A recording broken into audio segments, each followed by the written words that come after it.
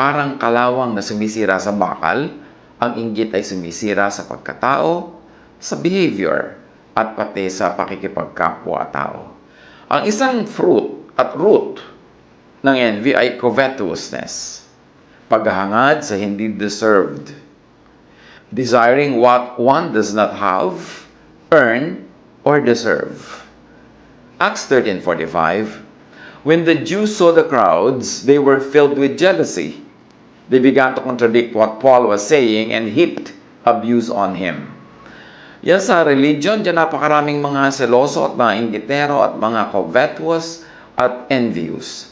Katulad niyang si Paul, nung maraming nakikinig sa kanya, nagkakaroon siya ng maraming mga followers, nainggit sa kanya yung mga Jews. So ang ginawa ng mga ito, siya ay pinaulanan ng mga pamumula, paninira, at kung ano-ano pang mga pangongontra. Itong envy, very true to all, but also kahit and especially sa religious circles. Kaya sa religious groups, marami ang mga siraan, batuhan, awayan, kasi nagkakaingitan sila pagka mayroong isang group na lumalaki, isang teacher na dumadami ang nakikinig, naiinggit naman yung iba. Another root and fruit of envy is jealousy. And again, root yan, fruit pa rin.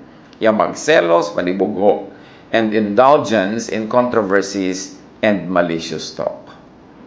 Pagka ang tao naiinggit, siya ay nagsisimula o sumasali sa mga usapang malisyoso, paninira sa kinaiinggitan, at ang pakikinig naman at pagsali sa ganito mga usapan ay maaaring maging pasimula na naman ng ibang envy of the same people or of other people who are hearing it, at maaaring magbukas sa kanila yung ideya na dapat silang mainggit. 1 Timothy 6:4, they are conceited and understand nothing. They have an unhealthy interest in controversies and quarrels about words that result in envy, strife, malicious talk, evil suspicions. And again, this is especially true among very religious people. Ang pag-aaway-away nila tungkol sa words, sa meaning ng words, interpretation and application of words. At yan, malamang ang pinanggagalingan, envy. Kasi kung wala namang nakikinig sa isang leader, wala naman siyang follower, hindi naman siya kini-criticize ng iba. Hindi siya pinapansin. Pero oras na dumami ang nakikinig, dumadami din ang critic. So obviously, merong envy involved. Now, what are the signs of envy? Watching other people's lives instead of improving one's own. Ito isang grabing aspeto ng inggit. Yung wala kang ginagawa kundi bantayan ang buhay ng kinakainggitan mo. Pakinggan ang kanya sinasabi para hanapan ang maipapanira o maikikriticize. Bantayan ang mga achievements niya para ito ay maliitin. At hadlangan ang kanyang daan para hindi siya matuloy sa kanyang mga gustong puntahan. Another sign of envy is belittling other people's achievements. Yung alam mo na may na-achieve siya, meron siyang magandang nagawa, pero binabaliwala mo, pinapaliit mo yung malaki niyang ginagawa, nagbubulag-bulagan ka sa magaganda niyang nagagawa. Yan ay sign of envy. At yung maligning others, especially achievers. Yung pagka may ginawang magandang 10 ay ang hahanapin mo, yung isa o dalawang hindi maganda, o yung hindi nagawa, o sisiraan mo siya. Kung hindi mo masira ang kanyang achievement, at sisirain mo ang kanyang pagkatao, ang mga bagay na may kinalaman sa kanyang personal na buhay, these are all signs of envy. What are the fruits of envy? Needless hard work. Maraming mga tao, kaya lang nila gustong maging number 1. Halimbawa sa school, hindi dahil uhaw sila sa karunungan, hindi dahil gusto nila matuto, gusto lang nila, sila yung panalo. O yung iba, naghahabol, pagod na pagod kahabol, hindi naman talaga hinahabol ang karunungan, ang hinahabol ay mas mataas na grade doon sa taong gusto nilang talunin. Ganyan din sa politics, ganyan din sa negosyo, sa hanap buhay, sa anumang timpalak ng buhay na mayroon nagko-contest. Yung naghahabol ka, pagod na pagod ka, talaga bang gusto mong habulin yan? O meron ka lang gustong lampasan na tao? At kung yun lang, sayang ang pagod, sayang ang buhay, sayang ang panahon na nagtatatakbo kang manalo sa isang karera na hindi mo naman talaga gusto yung finish line, gusto mo lang malampasan yung ibang tumatakbo. Ecclesiastes 4:4, And I saw that all toil and all achievement spring from one's envy of another. This too is meaningless at chasing after the wind. Siyempre, meron naman mga nagiging number one dahil talagang natural lang eh. Magaling talaga sila. Kahit anong gawin nila, magiging number one. Then that's fine. O meron naman talagang gustong-gusto nila yung ginagawa nila, kaya nagsikap silang mabuti. Naging number one tuloy as a result. Pero yung gusto mo lang maging number one for the sake of being number one, for the sake of overtaking everyone else, it's not worth it. Sayang. Sayang ang childhood na hindi naging child yung bata dahil sobrang pinagko-compete ng magulang. Sayang yung youth na hindi ka naging youthful dahil sobrang ka nag-mature agad para maging ikaw ang youngest lawyer or youngest doctor or youngest anybody in your profession. Ang tanong lang ito masaya ka ba? Sumaya ka ba? At patuloy ka bang pinapasaya ng iyong number one position? Ano pa ang bunga ng envy? Evil practices and disorder. Pagka may inggitan, may evil deeds, may evil practices, may kaguluhan. Kasi ang mga naiinggit, nawawalan niya ng katwiran. Makapanira lang kahit pati sila masira.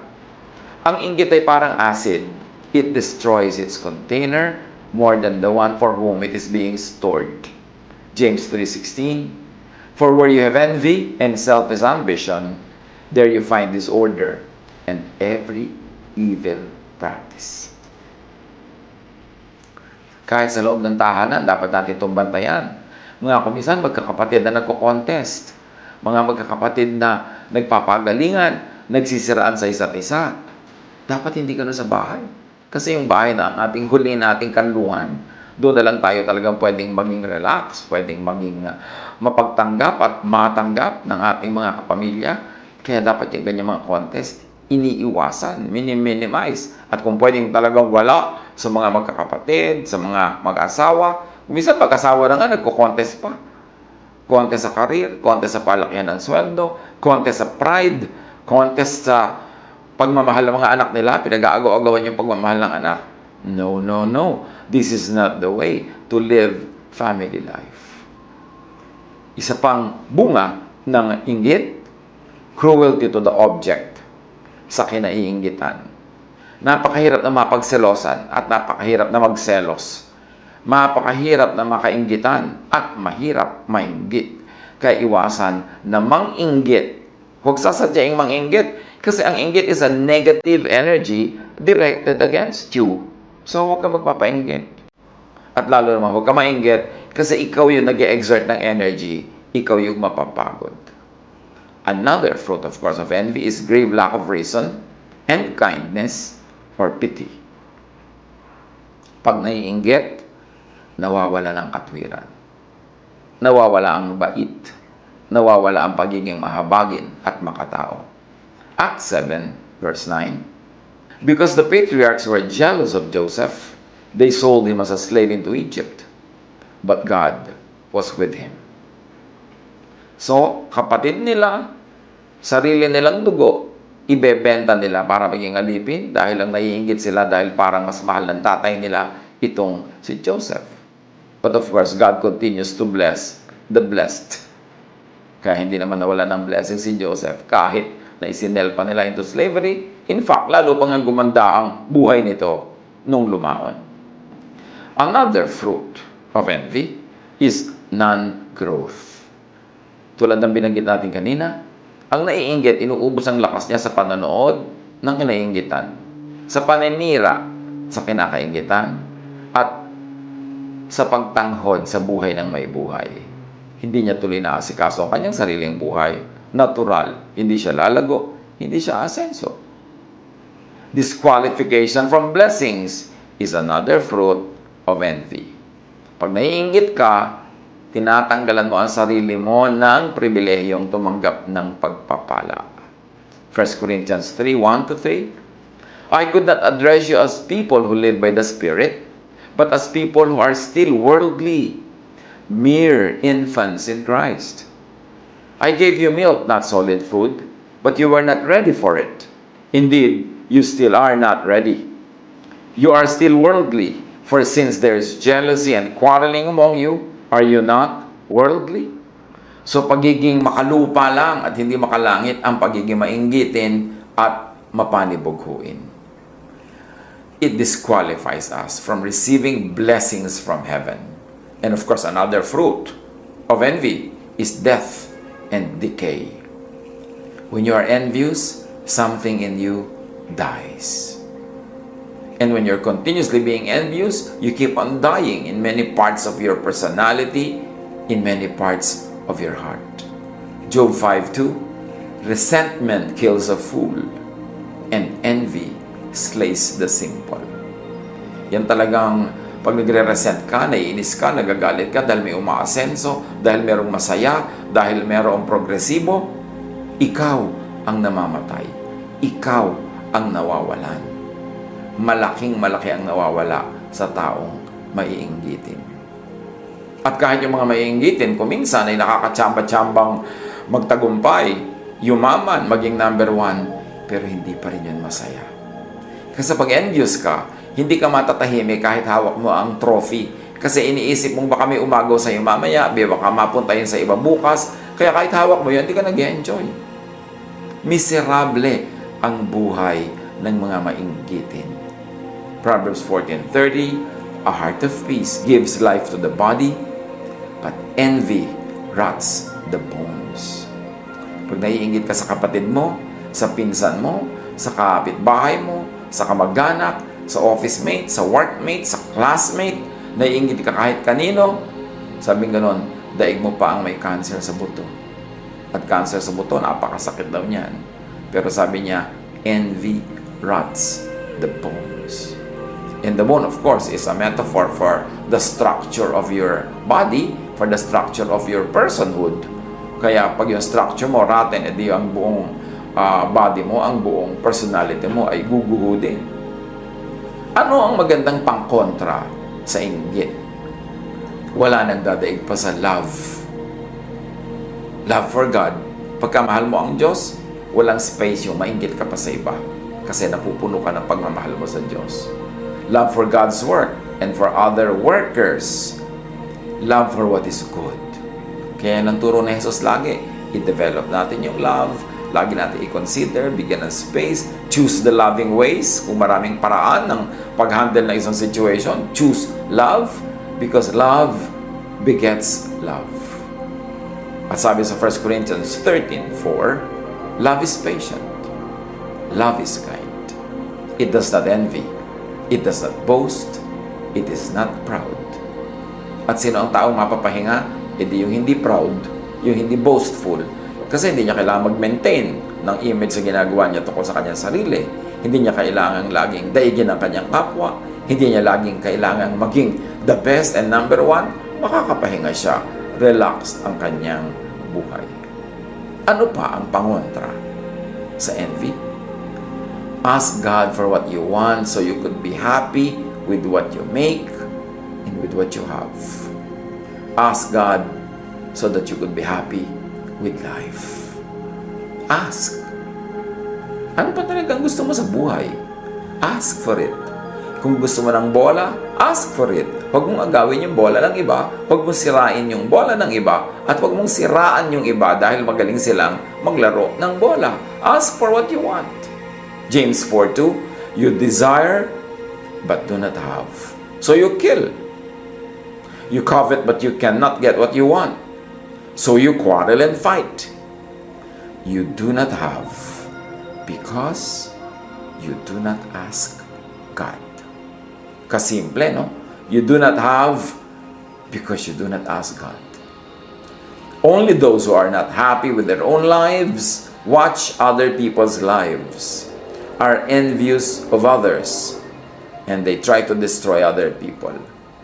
Pag hindi ka masaya sa sarili mong buhay, doon ka lang nagkakaroon ng oras, lakas at panahon para bantayan ang buhay ng iba, para mainggit sa buhay ng may buhay, at para sirain ang magagandang nangyayari sa buhay ng kapwa.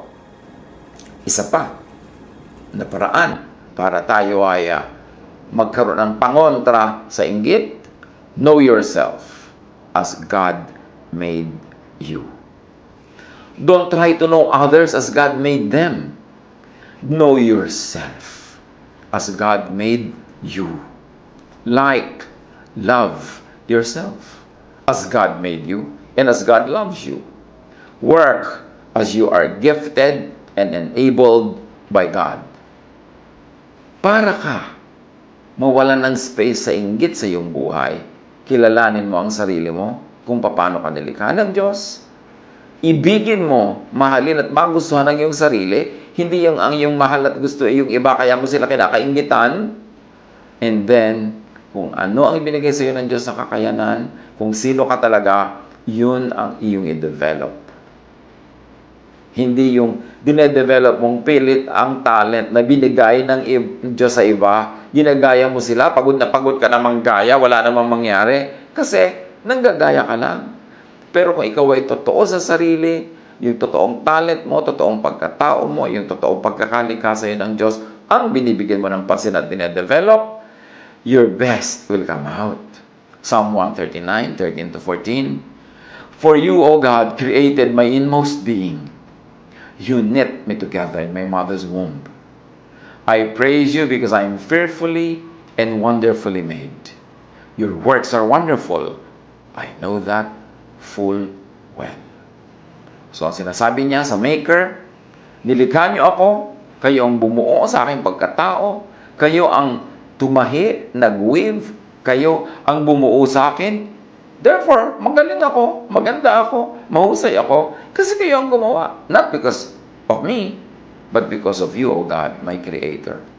Kung ikaw ang kinaiinggitan, huwag sadyaing manginggit. Meron naman kasi mga tao nang iinggit pa talaga. Yung alam na miserable yung married life ng kanyang pinsan, ng kanyang kapatid. Display pa ng display kung gaano sila kasayang pamilya. Hindi naman masama na masaya ka. Hindi naman masamang makita yan. Pero let's be sensitive to others. Na alam nating miserable sila. Parang kinikiskisan ng asin yung kanilang buhay na buhay at dumudugong sugat. Pagka ipinapakita mo palalo kung gaano kakasaya sa buhay mo, kung gaano sila kamiserable. Huwag sadyaing manginggit. Kasi pwede kang sirain ang naiinggit sa'yo. Pwede kang siraan. Pwede kang gawa ng masama. So why will you want that? Try to lay low. Pagka ikaw ay masyadong fruitful, productive, tapos naliligid ka ng mga tao hindi fruitful and productive, medyo manahinahimik ka. Kapag may naiinggit sa'yo, huwag pumatol. Huwag makipag-contest. Don't prove yourself. You don't need to. Huwag mo nang tapakan pa yung nasa baba na nga. At sa mga inggit, huwag magsayang ng panahon at lakas sa kapapanood ng buhay ng kapwa. 1 Thessalonians 4:11, make it your ambition to lead a quiet life. You should mind your own business and work with your own hands. So dapat daw, tahimik ang buhay mo. Tahimik in the sense na hindi ka gumugulo sa buhay ng iba, hindi ka nagpapagulo sa kanila, so tahimik ang buhay mo. At atupagin mo sarili mong buhay, sarili mong profesyon, sarili mong trabaho o negosyo, sarili mong pag-aaral, sarili mong project. At gawin mo ang lahat ng yan using your own hands.